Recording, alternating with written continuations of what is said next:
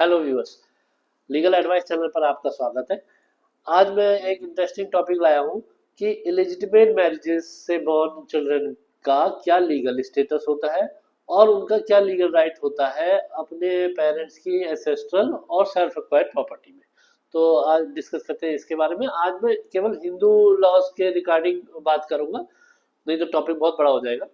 देखिए, पहले बात करते हैं एलिजिटिमेट मैरिजेस की, ये क्या होती है। देखिए, कॉमन नॉलेज में है जैसे कि एक मैरिज के चलते, एक मैरिज है ऑलरेडी, उसको बिना डिसॉल्व कराए दूसरी मैरिज कर ली। या जैसे आपने सुना होगा आजकल बहुत चल रहा है लिव इन रिलेशनशिप। तो तो इन मैरिजेस से जो बॉर्न हुए बच्चे हैं उनका क्या स्टेटस होगा। देखिए, हिंदू मैरिज एक्ट में सेक्शन 11 डिस्क्राइब करती है वॉइड मैरिजेस को लेकर। जैसे वॉइड मैरिज जो स्टार्टिंग से ही शून्य मानी जाएगी, कानून कहता है उसकी नज़र में वो मैरिज ही नहीं है। जैसे कि पहली शादी के रहते दूसरी शादी कर लेना, ये एक एग्जांपल है। इस तरह से कि एक सपिंडा में, तो वो मैं डिटेल में एक वीडियो और बनाऊंगा जिसमें सेक्शन 11 और 12 डिस्क्राइब करूंगा, अदरवाइज वीडियो लंबा हो जाएगा। तो और 12 में बताया वॉइडेबल मैरिजेस के बारे में, जो जिनके ग्राउंड पे जो मैरिज है वो वाइड डिक्लेयर कराई जा सकती है। जैसे कि फॉर एग्जांपल एक बताता हूँ, जैसे फ्रॉड के बेसिस पे शादी हो गई या इम्पोर्टेंसी एक ग्राउंड होता है, तो उसके में शून्य करार के लिए कोर्ट में एप्लीकेशन देकर और वो डिवोर्स फाइल करके कराई जा सकती है। लेकिन अभी हम बात कर रहे हैं कि ऐसी मैरिजेस से जो बॉर्न हुए बच्चे हैं उनका स्टेटस क्या है। तो देखिए, section 16 of Hindu marriage act वो डिस्क्राइब करती है, वो 3 सबसेक्शन का उसका पार्ट है। पहली सबसेक्शन कहती है वाइड मैरिजेस से जो बच्चे बॉर्न हुए वो। सेकंड सबसेक्शन कहती है कि जो वाइडेबल मैरिज से बच्चे बॉर्न हुए वो। ये दोनों ही तरीके के जो मैरिज से बच्चे बॉर्न हुए हैं वो लेजिटिमेट चिल्ड्रन ही माने जाएंगे। कानून की नजर में वो लेजिटिमेट माने जाएंगे। कानून कहता है कि देखिए, मैरिज इलेजिटिमेट है, इलीगल है, वो एक अलग बात है, लेकिन इसमें बच्चों का कोई दोष नहीं, तो इसलिए वो तो कानून की नजर में लेजिटिमेट माने जाएंगे।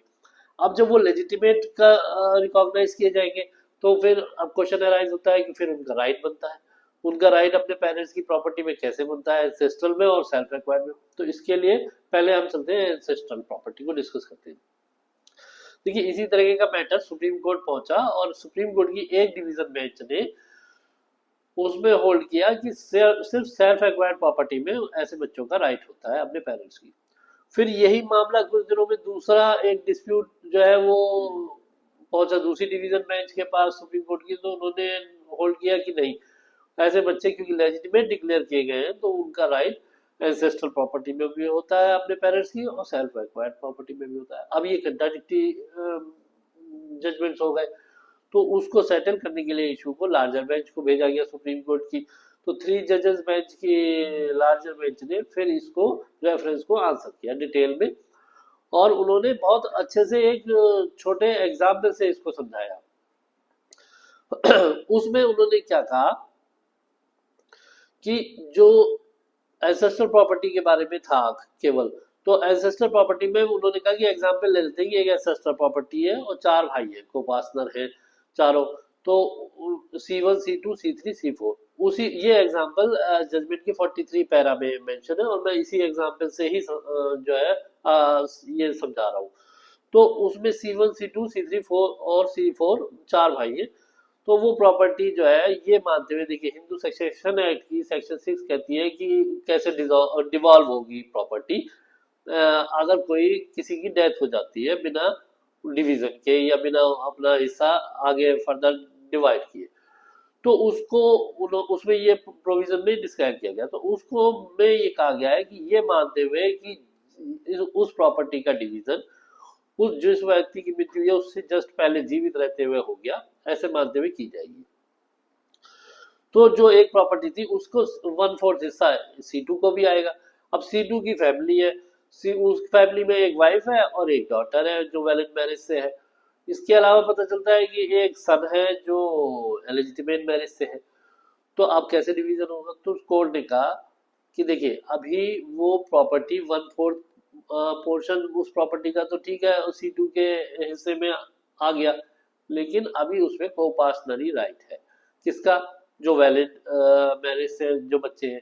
अब यहाँ पे एग्जाम्पल में एक ही बच्चा है, अगर मान लीजिए दो होते तो दो का होता, तो कोपासनरी राइट है। तो अगर पहले उस मैरिज जो इलिजिटिमेट मैरिज से बॉर्न बच्चे हैं उनको कंसीडर किया जाएगा इसी स्टेज पे, तो फिर उनका हिस्सा में जो है वो जो है वो कम आएगा। तो पहले तो उनका पार्ट उसको कंसीडर नहीं किया जाएगा और केवल उन्हीं को कंसीडर किया जाएगा जो वैलिड जो कोपासनर है, कोपासनरी राइट वाले। तो इसलिए पहले वो जो वन फोर्थ आया तो उसके तीन हिस्से होंगे। कैसे होंगे? पहले तो वो एक हिस्सा आएगा फादर के, एक वाइफ के, और एक जो वैलिड मैरिज से बच्चा है डॉटर उसके। तो one third one third one third हो जाएगा। इसको आप इस तरह से भी मान सकते हैं कि वो वन फोर्थ का अगर तीन पार्ट होंगे तो वन ट्वेल्थ इक्वल आ जाएगा, या आप उसे वन थर्ड मान सकते हैं, किसी भी तरह समझ सकते हैं। अब वो जो तीन बंटवारा हो गया, अब जो है डिवीजन होने के बाद अब वो कोपासनरी राइट खत्म हो गया। अब एक कोपासनरी राइट तो अब जो है जो इंडिविजुअली जो फादर के पोर्शन में आएगा वन थर्ड पार्ट, उसका जब डिवीजन होगा तब वो जो है उसमें को ऐसे कोपासनरी राइट नहीं होगा। अब उस पोर्शन तो उसको जो है तीन हिस्सों में फिर से बांटा जाएगा, जिसमें वन थर्ड आएगा वाइफ के, वन थर्ड आएगा उस डॉटर के जो वैलिड मैरिज से है, और अब वो जो वन थर्ड बचा वो जाएगा उस सन के हिस्से में। यहाँ पे एक चीज और आपको क्लियर करता हूँ, कोपासनरी राइट। कोपासनरी राइट क्यों नहीं होगा उस बच्चे का जो एलिजिटिमेट?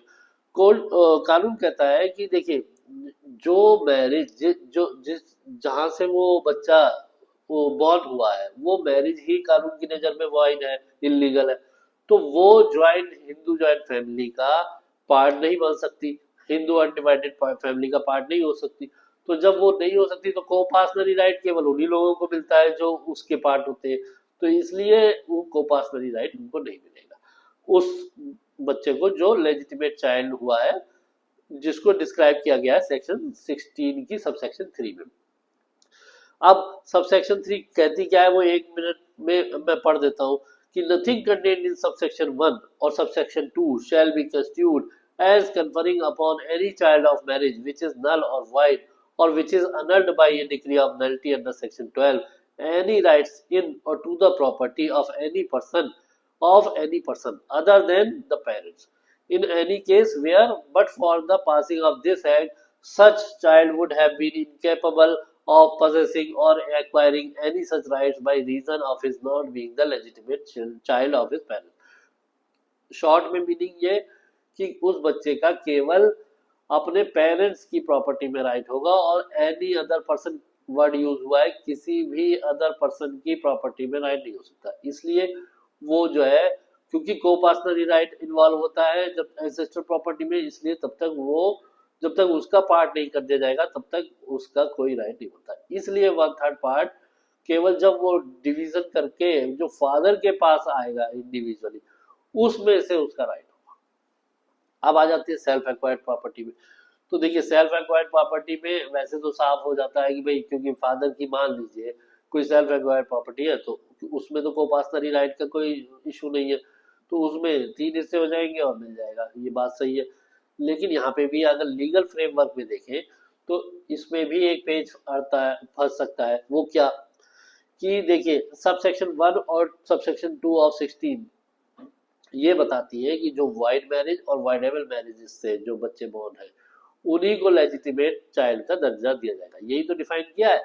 अब अगर मान लीजिए कि वो ऐसी मैरिजेस जो 11 सेक्शन 11 और 12 वाइड और वाइडेबल में डिस्क्राइब की गई है उनसे अदर किसी रिलेशन से वो बच्चा बॉर्न है तो वो इस डेफिनेशन में फॉल नहीं करेगा। और वो जैसे मान लीजिए कि live in relationship for example ले लेते हैं, क्योंकि लिव इन रिलेशनशिप को अभी सेक्शन 11 और 12 में मेंशन नहीं किया गया है तो इस हिसाब से वो इसका पार्ट नहीं मानी जाएगी। तो अगर ऐसा कोई बच्चा उस रिलेशनशिप से बॉर्न हुआ है तो वो लीगल फ्रेमवर्क में लेजिटिमेट चाइल्ड नहीं माना जाएगा, और जब वो नहीं माना जाएगा तो फिर वो अपनी पेरेंट की सेल्फ एक्वायर्ड प्रॉपर्टी में भी हिस्सा क्लेम नहीं कर सकता है। ये और बात है कि ऑनरेबल सुप्रीम कोर्ट के पास मैटर एम्पल पावर है, जस्ट लाइक आर्टिकल 142 में जैसे आपने सुना होगा कि इरिट्रीवेबल ब्रेकडाउन के मामलों में जो है पार्टीज को डिवोर्स ग्रांट किया है सुप्रीम कोर्ट ने आर्टिकल 142 की पावर को यूज करते हुए, और डायरेक्शन भी दी है कि भाई इस तरह के वो जबकि कि मामलों में डिवोर्स दे दिया जाए, जबकि वो स्टेट्यूट का पार्ट नहीं है। ऐसा ग्राउंड नहीं है हिंदू मैरिज एक्ट में कि केवल इरिट्रीवेबल ब्रेकडाउन के आधार पर ग्राउंड पर आप डाइवोर्स ग्रांट कर दें। तो वो सुप्रीम कोर्ट ने अपनी पावर का यूज करते हुए किया है। तो अगर इस तरीके का कोई मैटर पहुंचता है और कोर्ट पाता है पिक्युलर मैटर को देखते हुए कि हाँ ये इसमें फॉल कर सकता है डेफिनेशन में, तो बात अलग है। अदरवाइज यहाँ पे ये वाली बात आ जाती है कि उसका सेल्फ एक्वायर्ड प्रॉपर्टी में भी राइट नहीं बनेगा। तो अगर वो डेफिनेशन में फॉल नहीं किया सेक्शन 11 और 12 में, तो ये वाली बात है। तो आप बताइएगा कि कैसा लगा वीडियो, और किसी भी तरह की इंक्वायरी हो तो आप मुझे मैसेज करके पूछ सकते हैं, मैं कोशिश करूंगा उसका आंसर देने की। फिर मिलते हैं अगले वीडियो में। नमस्कार।